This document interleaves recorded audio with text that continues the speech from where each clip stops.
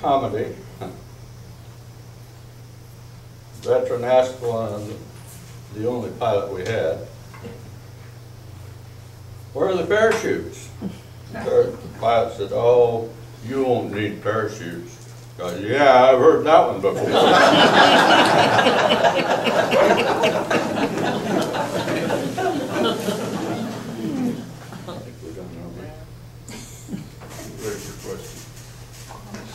Some questions, or? I'd like to get the impression that the three of you had of the memorial. Tell us what memorials you visited. We visited, of course, World War II, Korea, Vietnam. I didn't walk over to the Vietnam. I've seen it before, and it was about a quarter of a mile, so I didn't walk it. Iwo Jima. Unknown soldier. Yes, and the unknown soldier. That was an experience. I've seen it, but I haven't seen the changing of the guard until this time.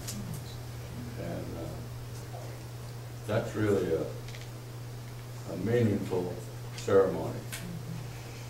And it takes special young men to do that job. And not everybody can pass the requirements to do it. And a lot of it is mental. A lot of it. More than just marching and turn around and march back. Those young men have to be dedicated, or they don't want to. And in the summer, they change the guard every 30 minutes. And other than that, it's every hour. Pretty impressive.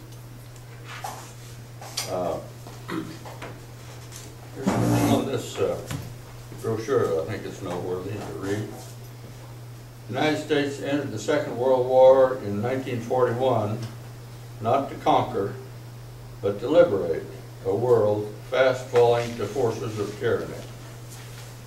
The World War II Memorial honors the 16 million who served in uniform, of whom over 400,000 gave their lives.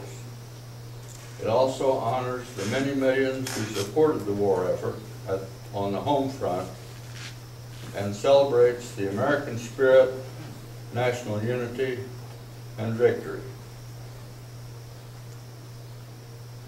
The war that changed the world also changed life at home.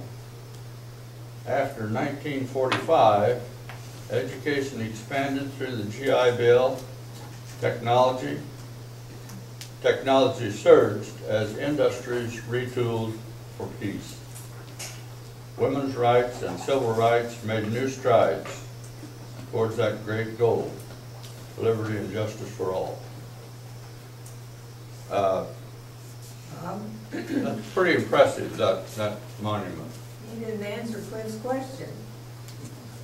Well, I think Jim could tell, you took a picture of where battles were in the memorial battles that you were in. Yeah, so around the edges, they had all the battles in the South Pacific Naval battles, and then the ones in Italy that I saw was Po Valley and a couple others, but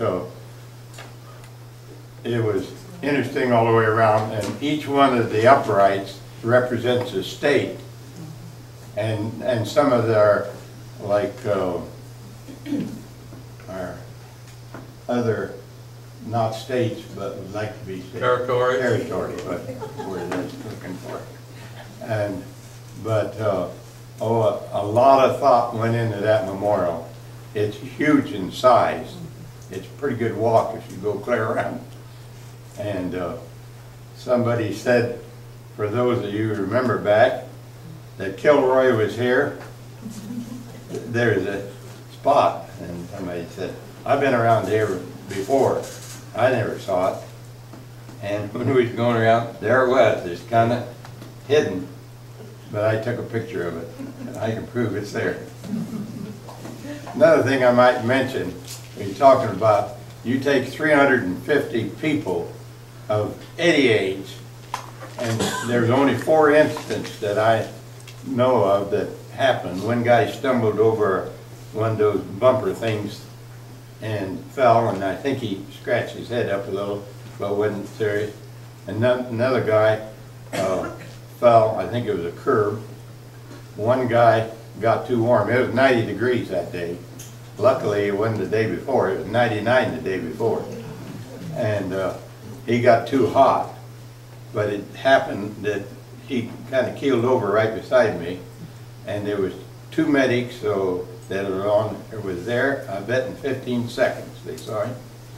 And the doctor was right around the corner, and they called him. The doctor said, I want him out level. And when he did, Russ's daughter was right there, and she shoved her purse under his head. It was his own concrete, and then they got a blanket to put on there. But they had these packs that they pound and they cooled, and they had him going in just a matter of a few minutes. So it was really, and I would encourage the rest of you to stood up to apply. It's a great trip, and you really enjoy going on it. Russ, he asked about how moving it was. Tell him about the 40 stars and then the Korean monument, how moving that was. The World War II Memorial incorporates so many things that, an hour and a half we were there, you couldn't see it all and grasp it all with all the people in and around there. It'd take a longer time. At one place there's this plaque on the wall, 4,000 stars, represent the 400,000 Americans that were killed in World War II. One entryway, there's sculptures all carved and inlaid there, various things. As I remember, one of them was a farm scene. One of them was a scene of Roosevelt with these radio talks. It was all familiar with people back in World War II. As Jim says, carved over here, hidden from everything. Kilroy was here.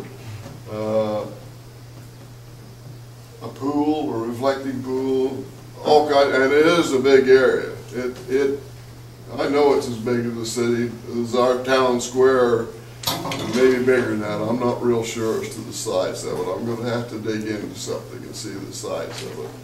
I can't add to that any, but the brochure shows a picture of it. I know you can't all see it, but it's quite large, and between it and the Lincoln Memorial is the reflecting pool, and it's impressive, really. Anybody else have a question that you'd like to ask?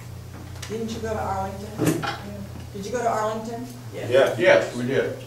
For the 200 times. Yeah. That was very moving too, wasn't it? Yes. You can't believe they all took pictures, row after row, of all those stones in Arlington. I didn't realize there were so many and it was so big, but Arlington is big. Yeah, the cemetery, you mean the whole thing, yeah. Yeah. Huge. Any other questions? Well, if not, thank you.